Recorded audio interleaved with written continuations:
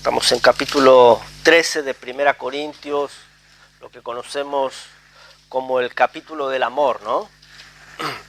Comenzamos la lectura entonces en verso 1. Dice la Escritura: si yo hablase lenguas humanas y angélicas y no tengo amor, vengo a ser como metal que resuena o címbalo que retiñe. Y si tuviese profecía y entendiese todos los misterios y toda ciencia, y si tuviese toda la fe, de tal manera que trasladase los montes y no tengo amor, nada soy.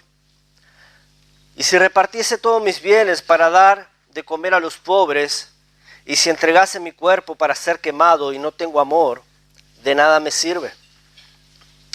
El amor es sufrido, es benigno, el amor no tiene envidia, el amor no es jactancioso, no se envanece, no hace nada indebido, no busca lo suyo, no se irrita, no guarda rencor, no se goza de la injusticia, mas se goza de la verdad.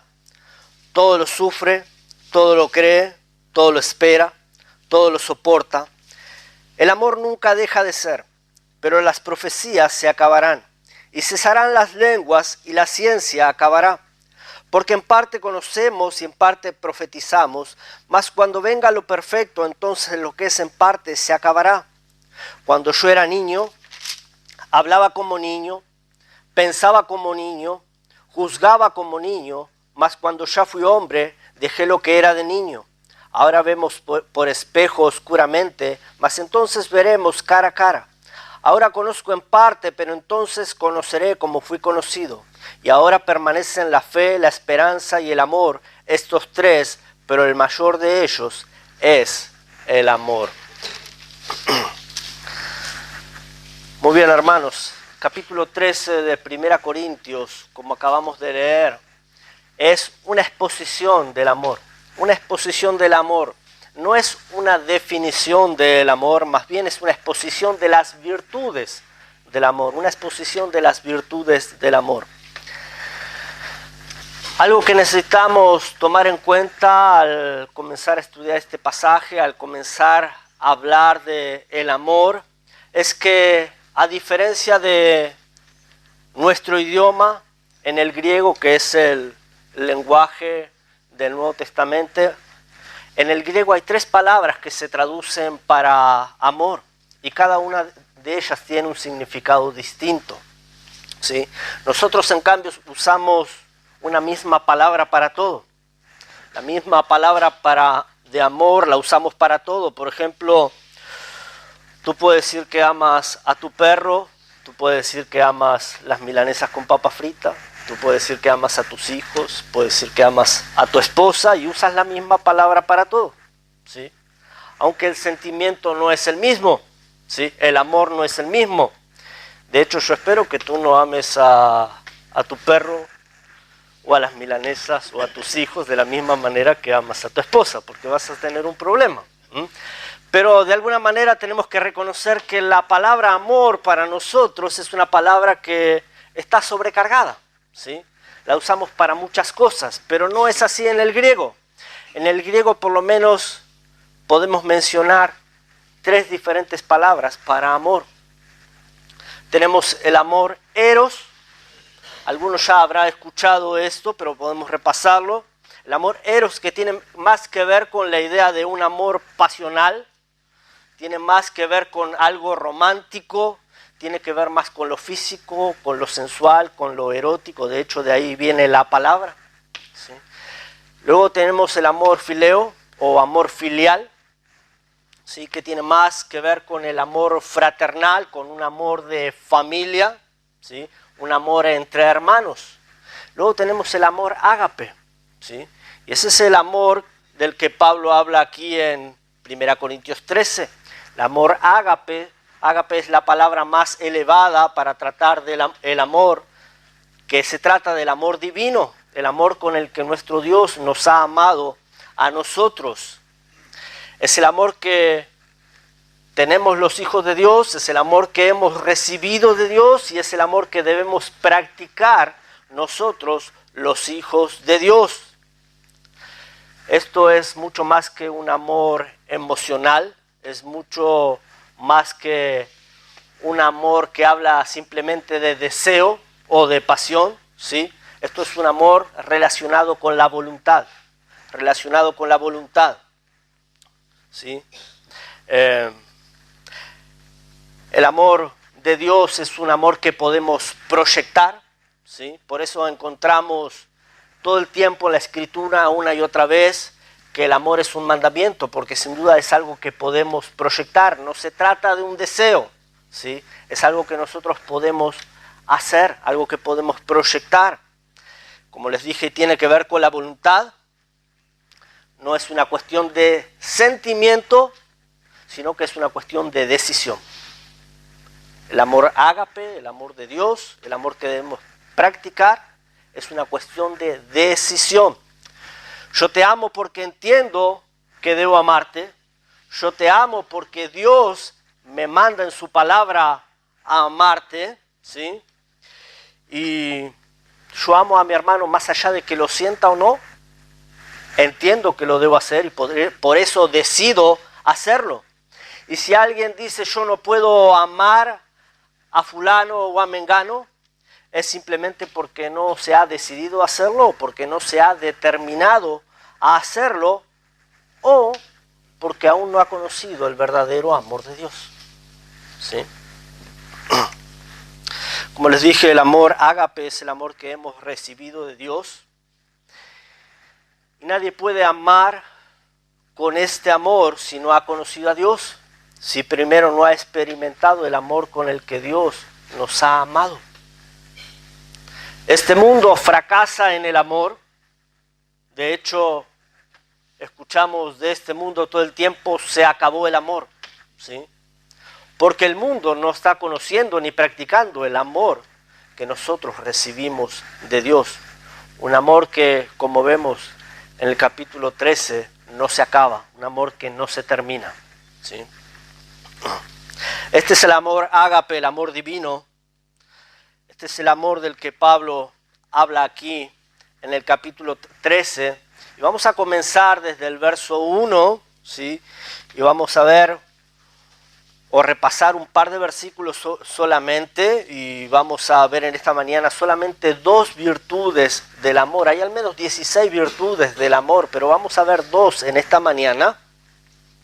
Pero Pablo comienza el verso 1 diciendo: si yo hablase lenguas humanas y angélicas y no tengo amor, vengo a ser como metal que resuena o címbalo que retiñe.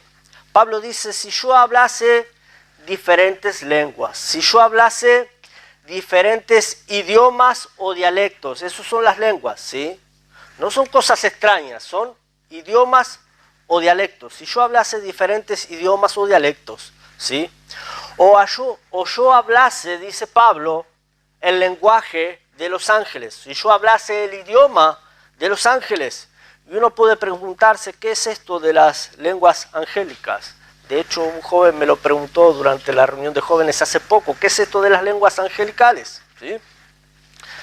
Y podríamos señalar al menos 2 aspectos aquí, pero no es el tema del sermón, así que vamos a ir rápido con esto. Pero entendemos que sin duda los ángeles se comunican entre sí, se comunican con Dios, deben tener su propio lenguaje, pero la Biblia, ¿saben qué? No habla de esto del lenguaje de los ángeles, ¿sí? No habla de cuál sea ese lenguaje. Y de hecho, cuando los ángeles se han tenido que comunicar con el hombre, lo han hecho en el lenguaje del hombre, ¿sí?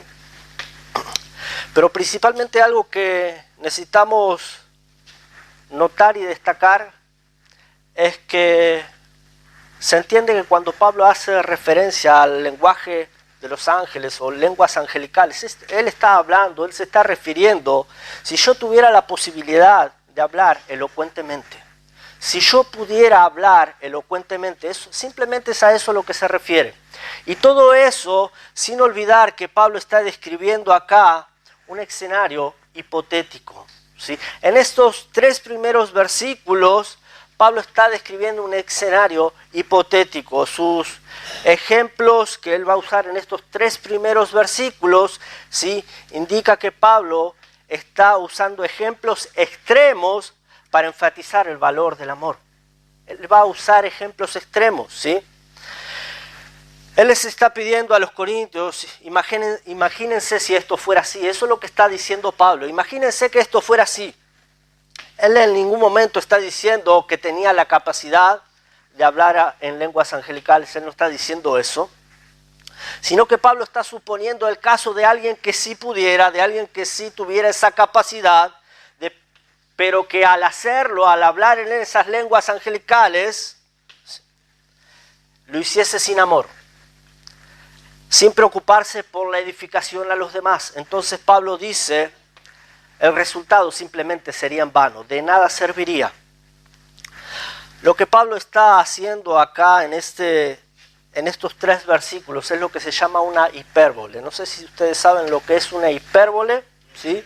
Pero se lo puedo explicar fácilmente. Es una figura, ¿sí?, que consiste en aumentar o disminuir, ¿sí?, extremadamente aquello de lo que se está hablando o que se está tratando, ¿sí?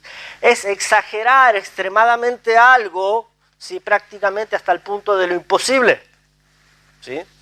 ¿Se entiende? Es como que yo diga en esta mañana, tengo tanta hambre que me comería una vaca. Yo sé de algunos que pudieran, pero es una exageración que sobrepasa el límite de la realidad, ¿sí?, aún de la posibilidad, ¿sí?, para mostrar algo. Es una exageración. En las Escrituras tenemos varios ejemplos de hipérbole, ¿sí? Por ejemplo, ustedes pueden acordarse cuando David volvía de matar al filisteo a Goliat y las mujeres cantaban. ¿Y qué cantaban? Saúl mató a sus 1000 y David a sus 10.000. No había sucedido eso, ¿sí? David era apenas un joven, no había matado a 10.000, pero eso es una hipérbole. Es una manera de exagerar, ¿sí?, para dar una imagen de algo, ¿sí?, que sobrepasa el límite de la realidad, ¿sí? Hay otros textos, sí, que no vamos a mencionar. Aún era el apóstol Pablo hablando del amor que los gálatas tenían para con él, y Pablo con su problema de la vista, y Pablo dijo, no tengo duda de que si hubieran podido, se hubieran sacado sus propios ojos, ¿sí?, para dármelos a mí. Esto sobrepasa el límite de la realidad, es una hipérbole. Eso es lo que Pablo está haciendo en estos 3 versículos. Verso 2, Pablo dice, si yo tuviese profecía, ¿sí?, esto es hipotético, ¿sí? Dice, y si entendiese todos los misterios y toda ciencia, sigue siendo hipotético, sigue siendo una suposición. Y si tuviese toda la fe de tal manera que pudiese mover los montes, ¿sí?, sigue con la hipérbole, ¿sí?, la exageración hasta lo imposible, el poder traspasar los montes, ¿sí? Aún si pudiera hacerlo, dice Pablo, si pudiera hacerlo y no tengo amor, de nada vale, de nada me sirve. Verso 3 dice, y si repartiese todos mis bienes para dar de comer a los pobres, sigue con lo hipotético, ¿sí? Y si entregase todo mi cuerpo para ser quemado y no tengo amor, de nada me sirve. Lo que Pablo está proponiendo de alguna manera, para resumir, es como si Pablo preguntase, ¿a quién no le gustaría hablar con mucha elocuencia? ¿A quién no le gustaría tener tal o cual don? ¿A quién no le gustaría tener una fe que mueve montañas? Recordemos, hermanos, que capítulo 13, Pablo continúa con el pensamiento del capítulo 12. Capítulo 12, Pablo está hablando acerca de la concesión de los dones. Y la idea central del texto acá, que acabamos de leer, es que los dones deben ser ejercitados en amor. De nada me valen todos los dones, es lo que está diciendo Pablo, si yo no tengo amor. Pablo está diciendo, necesitamos procurar los dones, pero hay algo que es fundamental, que es el amor. Ahora, ¿por qué Pablo menciona todo esto? Sobre todo necesitamos recordar que la iglesia de los Corintios, ¿sí?, era una iglesia que tenía sus problemas, tenía sus dificultades, ¿sí? Había rivalidades, habían celos, había envidias, contiendas, ¿sí? Y la pregunta es, ¿de qué le valen todos los dones que pudieran tener ¿sí? Si hay dificultades entre ellos, si no hay amor. Eso es lo que Pablo está tratando de explicarles. Por eso Pablo les dice, yo puedo tener mucho de esto, puedo tener mucho de aquello, pero si no tengo amor, de nada me vale. Podemos ponerlo de esta manera. Nosotros podemos escribir un montón de ceros, ¿sí? Tantos como quisiéramos. Podemos escribir un montón de ceros, pero hasta que no haya un 1 a la izquierda, esos ceros no tienen valor, no son nada, ¿sí? Ahora, de la misma manera, un 0 puede ser tu elocuencia, como lo está poniendo Pablo. Un 0 puede ser tu fe, un 0 puede ser tu sacrificio, un 0 puede ser tu conocimiento, pero estos dones, estas cualidades, estas capacidades que tú puedas tener, no son nada si primeramente no hay amor. El amor es ese uno que le da el valor a todo lo demás, ¿sí? Así que no importa cuántos dones puedan tener, si no hay amor, dice Pablo en resumen, de nada vale, ¿sí? Y esa es la idea principal o primordial que necesitamos entender de este texto, de capítulo 13. Así que a continuación Pablo va a comenzar su descripción del amor. En los siguientes versículos él va a enumerar las virtudes del amor, ¿sí? Podríamos decir las cualidades de la gracia del amor. Y lo primero que Pablo va a mencionar es allí en verso 4, que el amor es sufrido. Que el amor es sufrido. En otras versiones dice que el amor es paciente. Ahora no quiero que estén pensando que el amor es sufrido como conoce este mundo, el amor es sufrido. El mundo sufre el amor porque no conocen el verdadero amor, ¿sí? Pero de lo que Pablo está hablando aquí en este texto es de otra cosa completamente diferente. Como les decía, en otras versiones, la palabra que está allí en lugar de sufrido es paciente. Y esto nos ayuda a comprender un poco más la idea de por qué el amor es sufrido. Otra palabra también que se utiliza, que es muy parecida, es longanimidad. Longanimidad, que es tener paciencia, ¿sí?, ante las dificultades o situaciones adversas. Paciencia ante las dificultades. Eso es longanimidad. Y varias veces encontramos en las Escrituras versículos, de hecho el mismo apóstol Pablo citando en varias oportunidades la necesidad de ser pacientes ante las situaciones adversas. De hecho en Gálatas 5:22, cuando Pablo habla del fruto del Espíritu, él dice, mas el fruto del Espíritu es amor, gozo, paz, paciencia, paciencia. En Efesios 4:2 Pablo dice, yo pues preso en el Señor, os ruego que andéis como es digno de la vocación con que fuisteis llamados, con toda humildad y mansedumbre, soportándoos con paciencia los unos a los otros en amor. Colosenses 1:11 Pablo les dice que ellos necesitan ser fortalecidos con todo poder, según la potencia de su gloria, para obtener toda perseverancia y paciencia.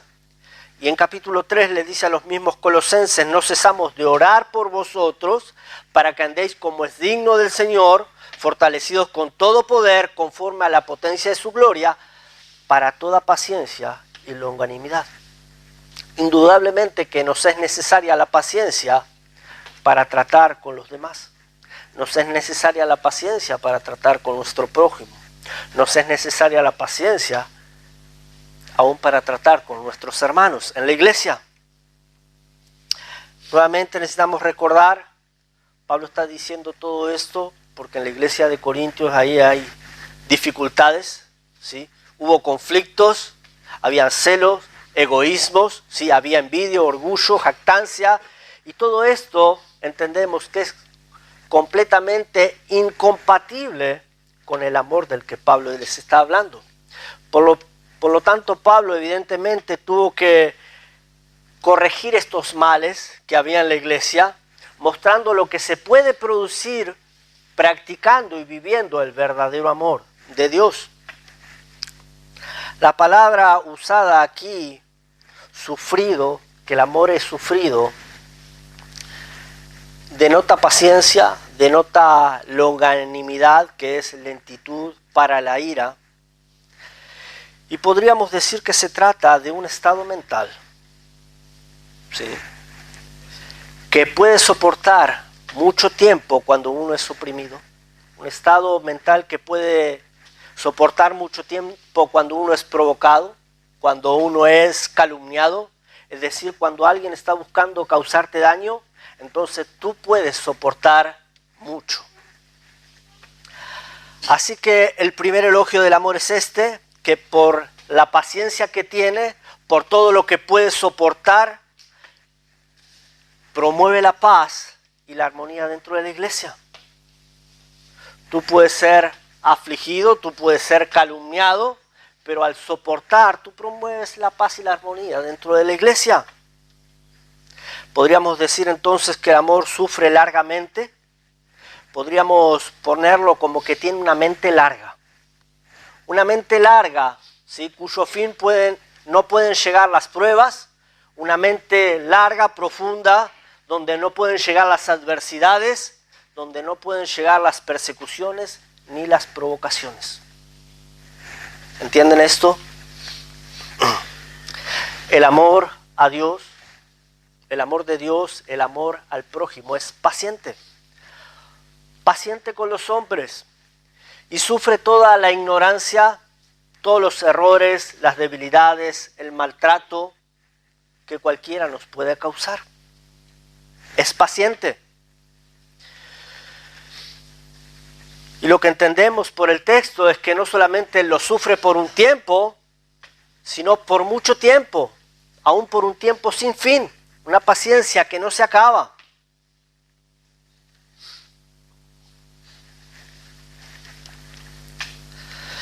¿Saben que es muy triste cuando en lugar de tener esta mente larga o esta mente profunda, tenemos una mente corta? Tenemos, como conocemos la expresión, una mecha corta. Falta de madurez, como lo estamos estudiando con el pastor. Es triste o lamentar que personas de años en el Señor no crecen y no son capaces de experimentar estas virtudes del amor, que simplemente cuando reciben un maltrato, reciben un daño y parece que están muy susceptibles, que enseguida se ofenden, enseguida se enojan, rápidamente se ponen mal, comienzan a actuar mal, comienzan a tener las actitudes de un niño y no son capaces de soportar nada. Paciencia cero. Y muchas veces Dios necesita traer o permitir más situaciones difíciles en sus vidas para que se ejerciten más, para que puedan aprender a ser pacientes. Cristianos de años en el Señor, con una mente corta, con muy poca paciencia, que no han experimentado lo que dice Pablo aquí del amor, que el amor es sufrido, que es paciente, longanimidad, que sabe soportar, ¿sí?, aun cuando se es oprimido, cuando se es maltratado. El amor es sufrido, es paciente, porque si mi hermano, a quien Dios me manda a amar, y esto, como les dije, lo encontramos todo el tiempo en la Escritura, repetidas veces, de cómo debemos amarnos los unos a los otros. Dios nos manda repetidas veces a amarnos los unos a los otros. Lo digo siempre, no somos llamados a sentir amor, sino que somos llamados a amar. No sé de dónde sacamos nosotros esa idea de que somos llamados a sentir. Yo siempre lo digo y lo repito, no somos llamados a sentir, somos llamados a obedecer. Siempre usaba el ejemplo, si mandaba a mi hijo a hacer algo, mi hijo me dijo que no lo mencione. Si mandaba a mi hija a hacer algo, imagínense que mi hija me decía, no siento hacerlo. Yo le estoy mandando a sentir hacer algo. Dios no te está mandando a sentir amor por tu hermano. Dios te está mandando a amar a tu hermano, que es muy diferente. ¿Sí? Hermanos, en verdad que Dios va en serio con esto. ¿Y saben qué? Aunque te parezca raro, aunque te parezca imposible, Dios no te está pidiendo una opinión de tu hermano. Dios no te está preguntando a ti qué te parece, qué pensás. No te está preguntando si a tu parecer tu hermano se merece ser amado por ti.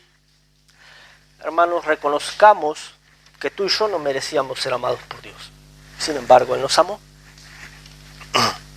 Así que esto no se trata de merecer o no merecer, sino que más bien se trata de obedecer. Simplemente se trata de obedecer, más allá de lo que a ti te parezca, se trata de obedecer. Así que Dios va en serio con esto y Dios es muy claro con esto en cuanto a que debemos amarnos los unos a los otros y debemos amar, dice la Escritura, no de palabras solamente, sino de hecho y en verdad. ¿Sí? Es muy fácil hablar de amar de palabra y decir, yo voy a amar a mi hermano, yo amo a mi hermano, ya lo estoy amando. Pero es otra cosa muy diferente realmente, amarlo como dice la Escritura. Eso va a requerir, en primer lugar, como estamos diciendo, saber ser paciente con mi hermano.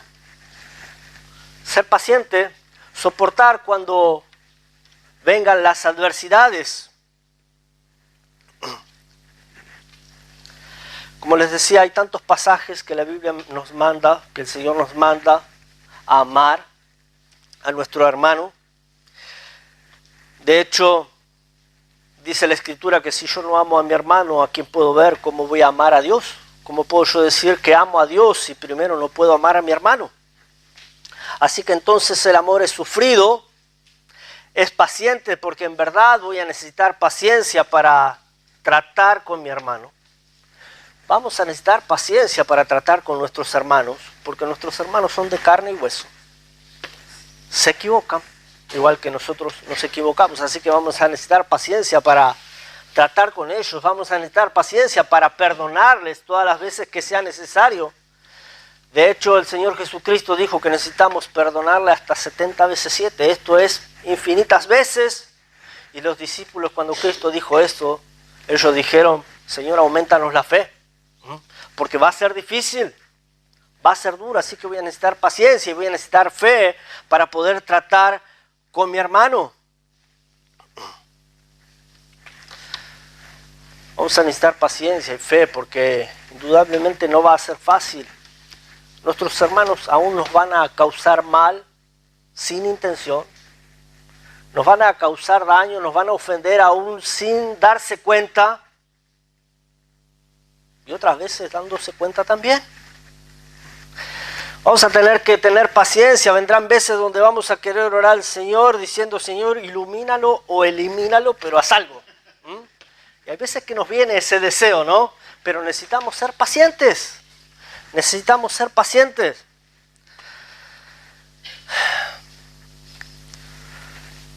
Una vez que hemos recibido el amor de Dios, tenemos todo lo necesario para amar como Él nos amó. Ya estamos equipados con el amor ágape, el amor de Dios. Tenemos todo lo necesario, ¿sí?, para amar con esa paciencia. Hermano, ¿has pensado cuánta paciencia ha tenido Dios contigo? En verdad que Dios ha sido paciente conmigo. ¿Has pensado cuántas veces has ofendido a Dios? ¿Cuántas veces le has fallado? ¿Cuántas promesas que has quebrado? ¿Promesas que le has dicho a Dios? ¿Cuántas veces que le dijiste a Dios, Señor, esta es la última y ya? Y volviste a fallar. Y ahora porque tu hermano se equivoca una vez, porque tu hermano falla una vez, porque tu hermano te ofende una vez, ya lo quieres crucificar. Debemos practicar el mismo amor que Dios tuvo para con nosotros. Así como Dios nos perdona a nosotros, debemos ser capaces de perdonar a otros. Así como Dios es paciente para con nosotros, debemos ser pacientes para con los otros. Así que paciencia es lo primero que necesitamos, o es la primer virtud del amor. Y ya me quedan 15 y tenemos un rato, así que no, vamos a ver una más, pero dice el verso 4, el amor es sufrido, el amor es benigno. El amor es benigno. La palabra usada en otras versiones para benigno es bondadoso, que el amor es bondadoso, ¿sí? El amor resulta imposible sin la bondad. La palabra benigno se traduce del griego como amabilidad muchas veces, como misericordia, ¿sí? Como bondadoso. Es la misma palabra que aparece en el listado allí cuando el apóstol Pablo habla acerca del fruto del Espíritu y dice más el fruto del Espíritu es amor, gozo, paz, paciencia, benignidad, ¿sí? Es la misma palabra.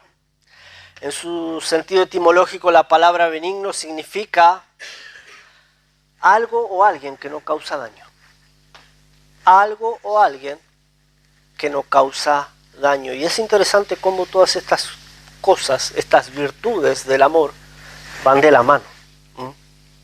Porque lo primero que queremos cuando alguien nos causa daño es hacer ojo por diente.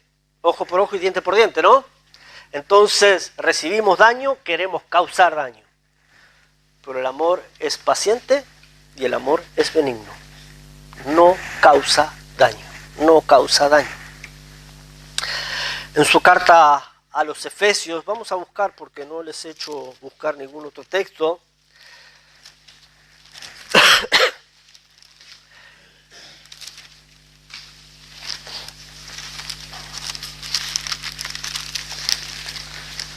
Efesios capítulo 4.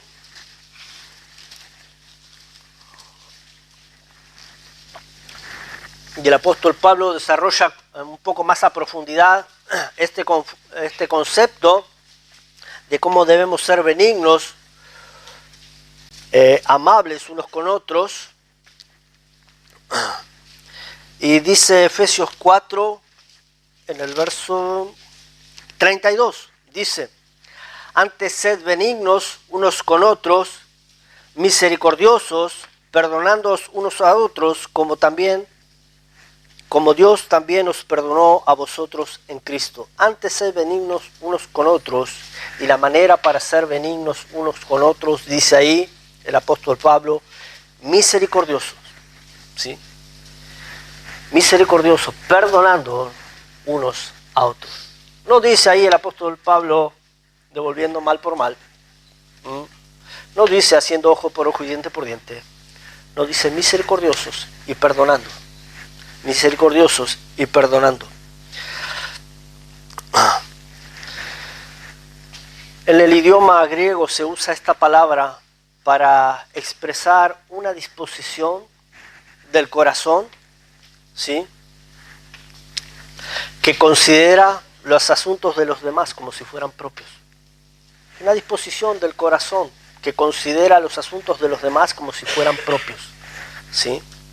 El enfoque está en eso, en considerar a los demás antes que a uno mismo. El mayor problema en las relaciones es el egoísmo.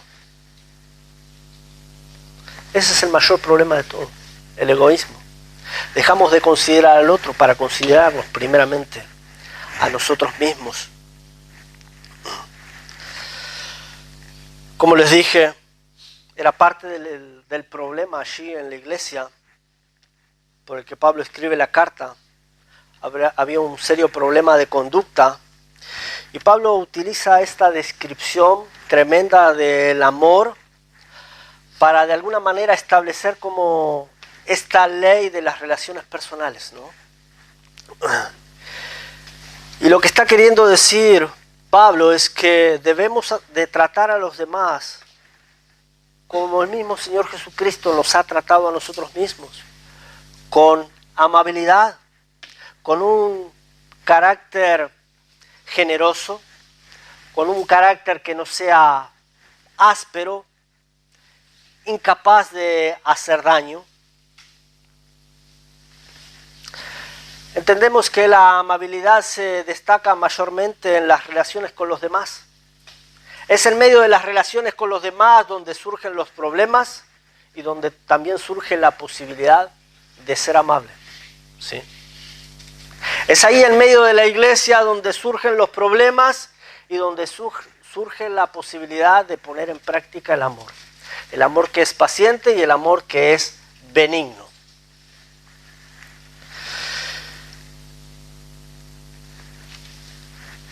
Benignidad es dulzura, benignidad es gentileza en el trato con otros. La habilidad de actuar bien, aún con aquellos que agotan tu paciencia. ¿Puedes imaginarlo?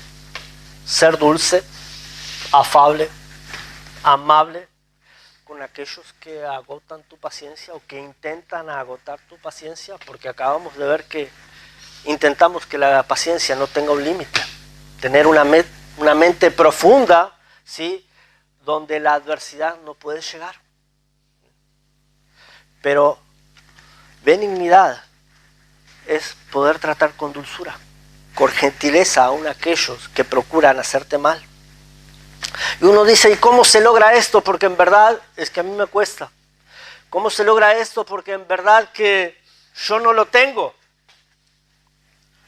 Bueno, en verdad, hermanos, es que el mismo Espíritu Santo nos capacita. El mismo Espíritu Santo es el que quita la agresividad del carácter de aquel cristiano que está a su disposición. Tú estás a disposición de Dios, tú estás a disposición del Espíritu Santo, tú te puedes dejar guiar por Él. Entonces, tú puedes tener dominio propio, tú puedes tener control sobre tus impulsos, ¿sí? Y tú puedes poner en práctica benignidad. Benignidad incluye eso, control sobre las acciones. No agredir cuando procuran quitarte la paciencia. El carácter de Dios es un carácter amoroso. El carácter de Dios es un carácter de benignidad. 100% amoroso, 100% benigno. Así es nuestro Dios. Y todos necesitamos desarrollar el carácter de Dios. Ese amor, esa benignidad. Y quitar a un costado, dejar de lado, eliminar de nuestra vida todas aquellas cosas que nos hacen actuar en la carne. Todas aquellas cosas que nos hacen actuar con malicia. Dejarlas de lado y comenzar a practicar benignidad. Miren Colosenses.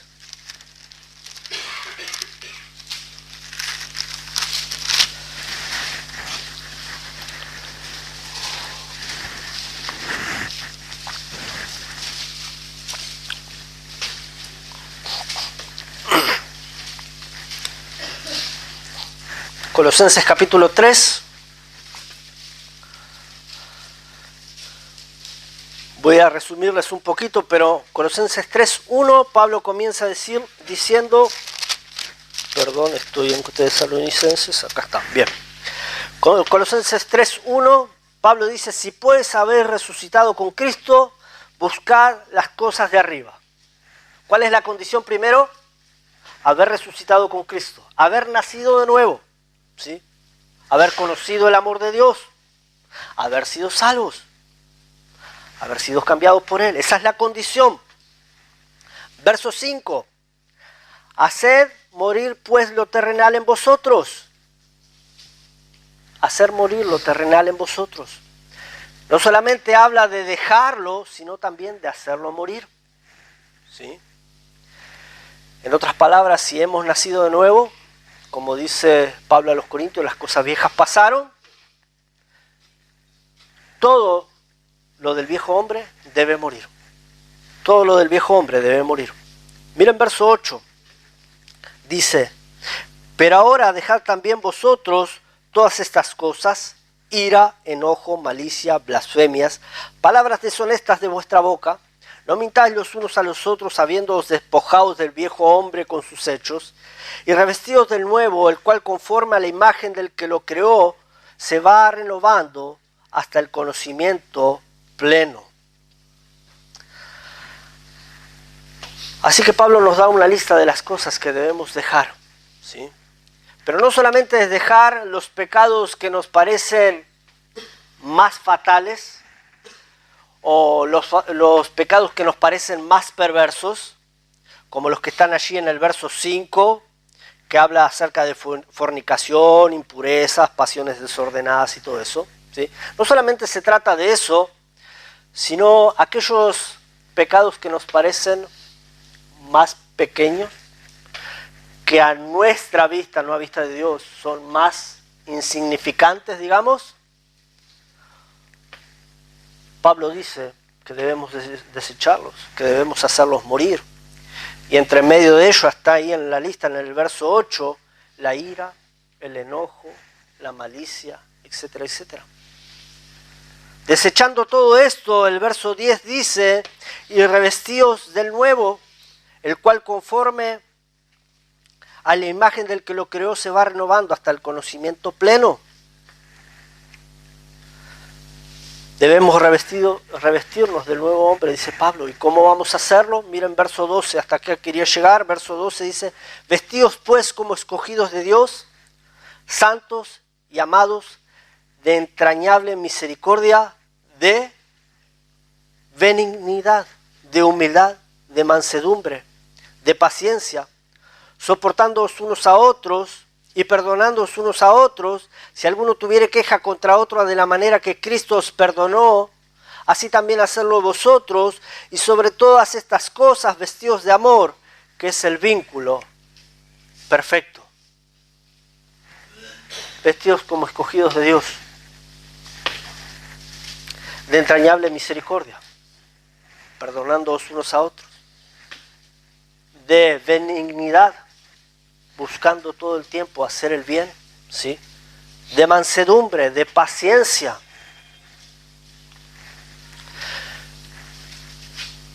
Estas son todas las vestiduras que debemos usar, ¿sí? Misericordia, benignidad. Y siempre, siempre, siempre debemos estar vestidos con ellas. La benignidad, la paciencia que acabamos de ver, deben volverse un hábito para nosotros. Deben volverse un hábito para nosotros. No es algo que tú usas o practicas de vez en cuando, que practicas o usas temporalmente, cuando te sientes bien anímicamente, cuando te sientes fuerte espiritualmente. No. Paciencia, benignidad, mansedumbre, misericordia. Vestimentas que debes usar todo el tiempo. Tú no sales a la calle como Dios te trajo al mundo, ¿no? Tú te vistes. Y más cuando hace frío. Tú no sales a vivir tu vida cada día sin ponerte estas vestimentas. Son vestiduras que debemos utilizar. Así que me pongo una remera que puede ser la benignidad, me pongo una camisa que puede ser la paciencia, me pongo un pullover que puede ser la misericordia, pero todavía hace frío. ¿Conocen el sobre todo? No tengo un sobre todo, pero tengo una campera grande. Lo cubre todo. Sobre todo vestidos de amor, que es el vínculo perfecto. Sobre todo vestidos de amor, que es el vínculo perfecto. Tener siempre algo bueno que decir, aun a pesar de la mala circunstancia, tener una buena respuesta. La blanda respuesta calma la ira. Queremos nosotros tener una respuesta dura cuando hay problemas, cuando nos ofenden, cuando nos tratan mal. Pero necesitamos seguir el consejo de la Escritura, tener una blanda respuesta cuando las cosas se ponen difíciles, procurar el bien del otro y no el bien propio. Eso es benignidad. Y es lo que necesitamos poner en práctica para relacionarnos mejor. Por otro lado, te voy a hacer una última pregunta. ¿Tú quieres ser sabio? ¿Quién no quisiera ser sabio? ¿Tú quieres ser sabio? Miren, benignidad es lo segundo respecto a esta lista que estamos comenzando a ver, ¿sí? El amor todo lo sufre y es benigno. Así que benignidad es lo segundo. Benignidad también es parte del fruto del Espíritu, ¿sí? El fruto del Espíritu es amor, gozo, paz, paciencia, benignidad. Ahí está la benignidad. Pero benignidad también es señal de sabiduría. Benignidad es señal de sabiduría. Santiago 3:17 dice, pero la sabiduría que es de lo alto, dice, es primeramente pura, después pacífica, amable y benigna, llena de misericordia y de buenos frutos, sin incertidumbre ni hipocresía, ¿sí? Así que uno que tiene sabiduría del Señor es uno amable,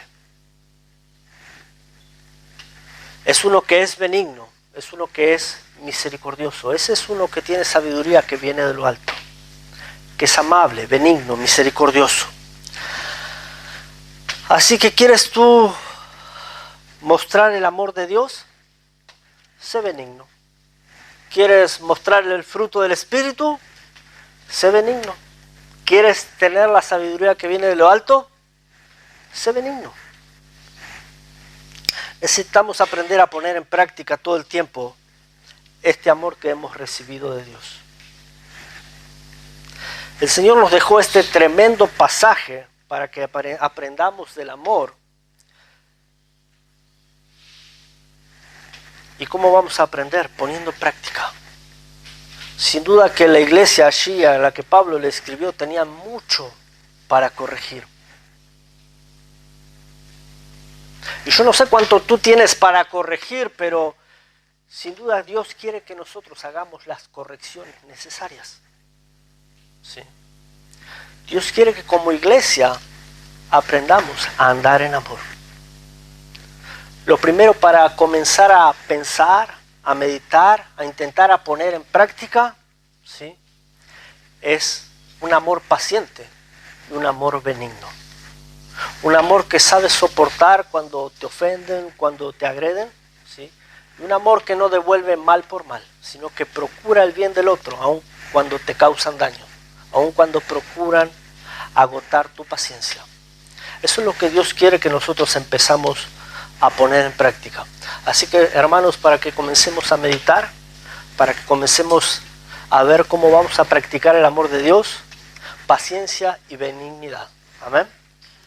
Padre Santo, te damos